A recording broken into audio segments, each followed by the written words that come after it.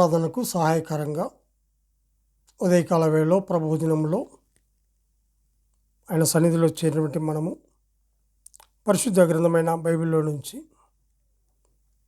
రోమీయులకు రాసిన పత్రిక 9వ అధ్యాయము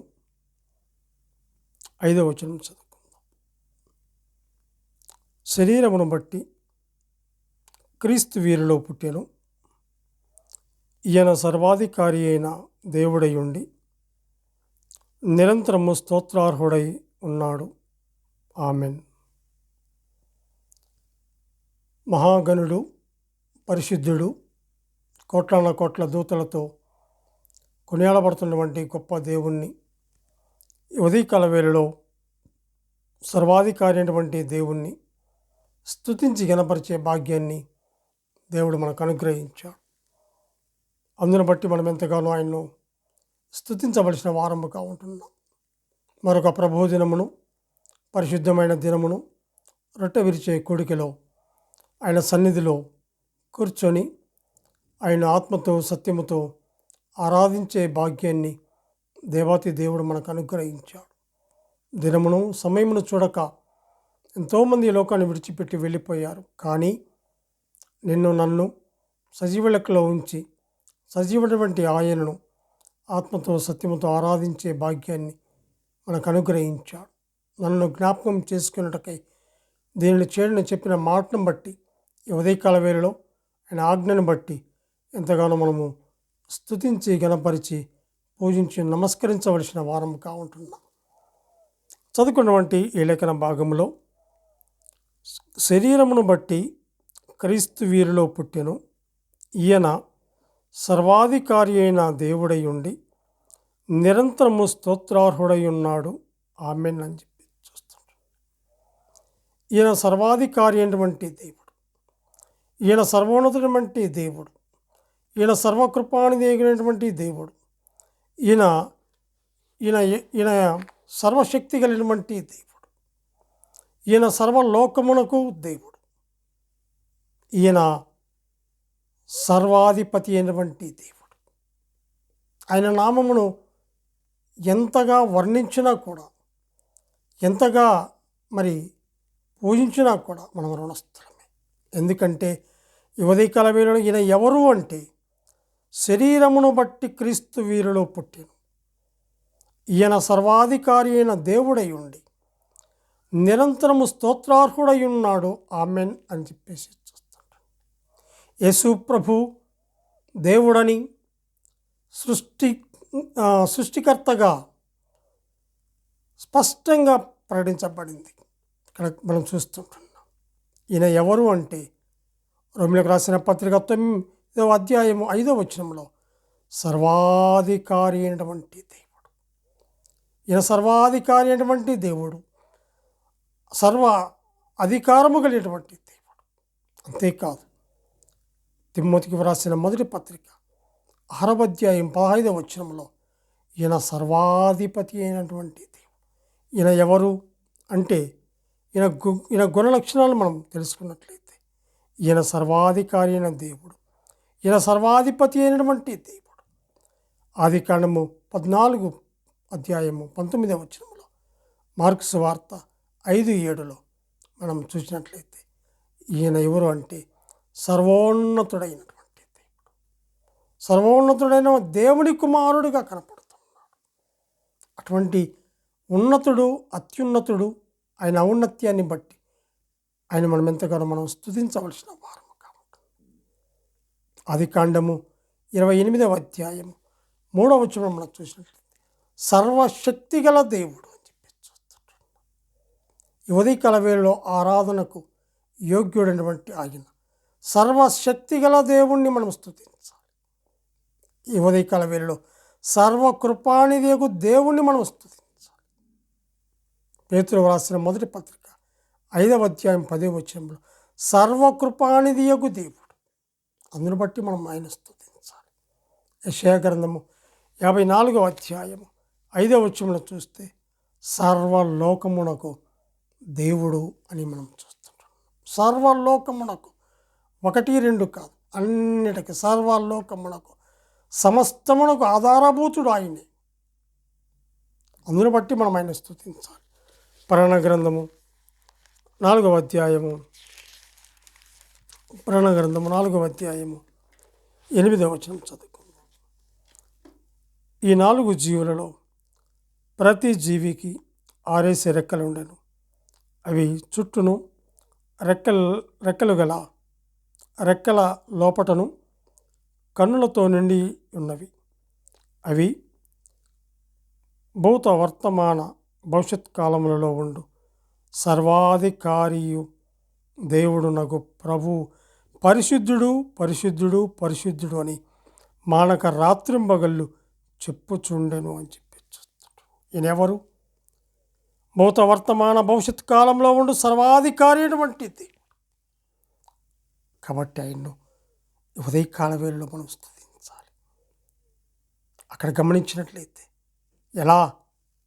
ఎలా మానక రాత్రింబగళ్ళు చెప్తున్నారంటే, ఇదిగో ప్రభు పరిశుద్ధుడు పరిశుద్ధుడు పరిశుద్ధుడు అని పరిశుద్ధ దినములో చేరినాం.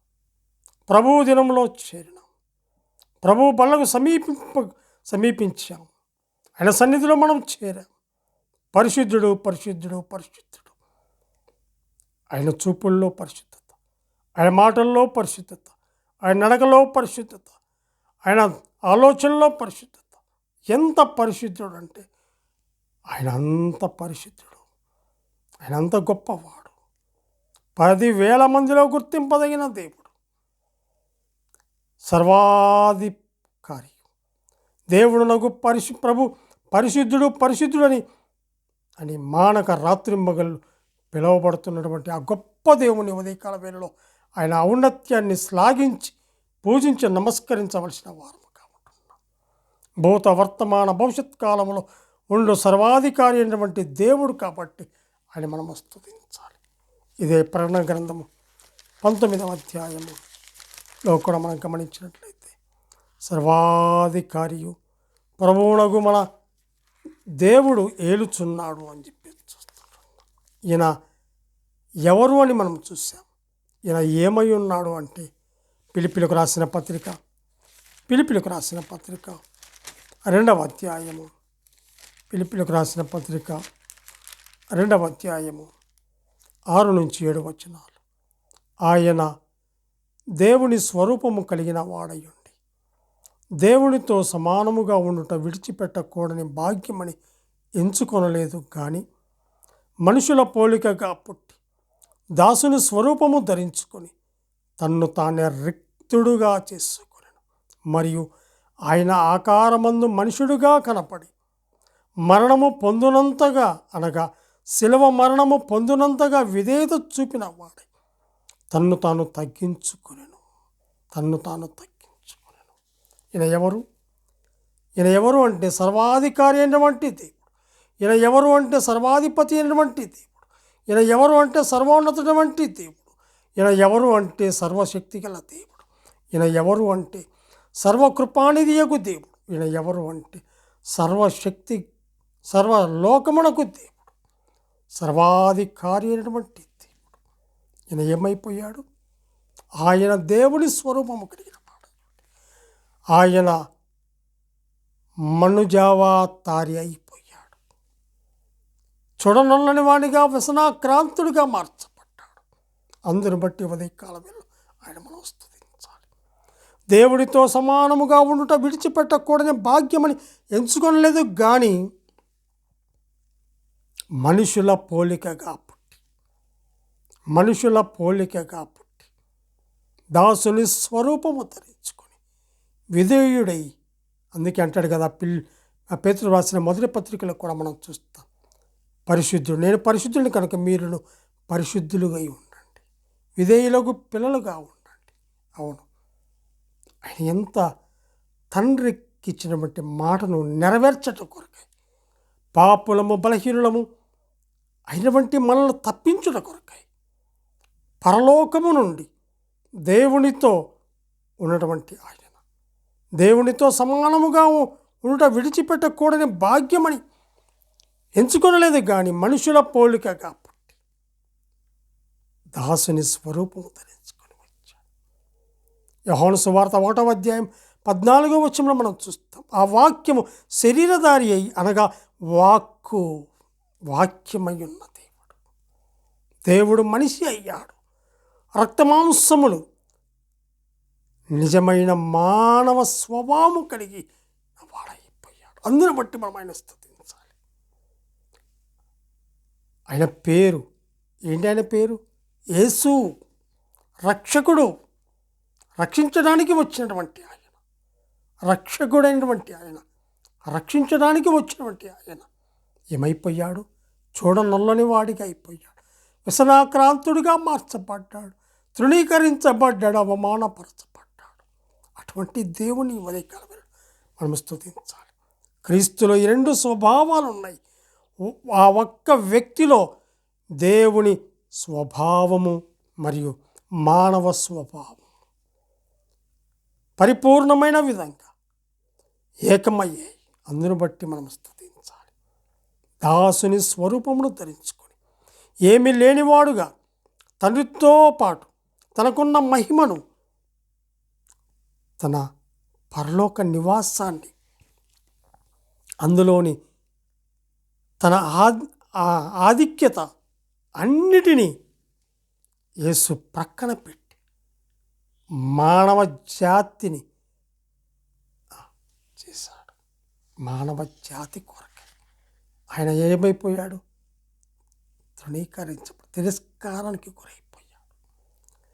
మనుషుల ద్వారా హేళనకు, తిరస్కారానికి గురైనందుకు సిద్ధపడ్డాడు, విధేయత చూపించాడు. అందును బట్టి మనం ఆయన ఎంతగానో స్తుతించవలసిన వారముగా మనం ఉంటున్నాం. యేసుక్రీస్తులో నిజమైన మానవ స్వభావం ఉంది. అందును బట్టి మనం స్తుతించాలి. అందుకే యెషయా గ్రంథంలో మనం మాటి మాటికి చదువుతుంటాం. యెషయా గ్రంథం 53వ అధ్యాయము 3వ వచనంలో తృణీకరింపబడిన వాడయ్యాడు, 4వ వచనంలో బాధింపబడిన వాడుగా అయిపోయాడు, 5వ వచనంలో గాయపరచబడ్డాడు, 8వ వచనంలో అతడు కొట్టివేయబడ్డాడు, నలగగొట్టబడ్డాడు. ఎందుకోసం? మనందరి కోసం. శిక్ష, దెబ్బలు, దౌర్జన్యానికి గురయ్యాడు, హతమయ్యాడు, సమాధి చేయబడ్డాడు. అందుని బట్టి మనం ఆయన స్తుతించాలి. ఎందుకు ఈ లోకానికి వచ్చాడు? మనందరి కొరకు సిలువలో తన రక్తాన్ని కార్చాడు. అందును బట్టి ఆయన మనం స్తుతించాలి. అంత మాత్రమే కాదు, మన పాపములను కడిగి మనలను పరిశుద్ధులుగా చేసి రాజులైన యాజక గుంపులో మనల్ని ఉంచాడు. అందును బట్టి మనం ఆయన స్తుతించాలి. ఆయన మరణించి సమాధి చేయబడి లేఖనముల ప్రకారం 3వ దినమున మృత్యుంజయుడై లేచి తండ్రి కుడి పార్శ్వమున కూర్చుండి మనందరి కొరకు విజ్ఞాపన చేస్తూ తిరిగి రానయ్యున్నాడు. అందును బట్టి ఉదయకాల వేళ మనం స్తుతించాలి. ఆయన శరీరమునకు సూచనగా ఉన్నటువంటి రొట్టె, ఆయన రక్తమునకు సూచనగా ఉన్న పాత్ర ఉండగా పరీక్షించుకొని యోగ్యముగా ఆ సర్వాధికారి అయినటువంటి దేవుని హృదయమారా మనసారా యథార్థముగా ఆరాధించాలి. అందుకే అంటాడు కదా, హెబ్రీయులకు రాసిన పత్రిక 10వ అధ్యాయము, హెబ్రీయులకు రాసిన పత్రిక 10వ అధ్యాయము 22వ వచనం చదువుకుందాం.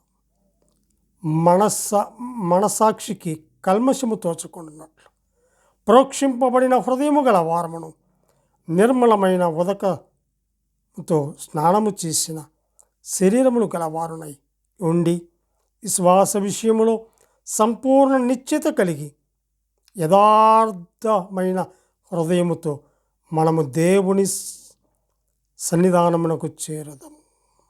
యథార్థమైన హృదయముతో, కల్మషము లేకుండా ఆయన సన్నిధిలో ఆయన పరిశుద్ధుడు పరిశుద్ధుడు పరిశుద్ధుడు అని కోట్ల దూతలతో కొనియాడబడుతున్నటువంటి గొప్పది.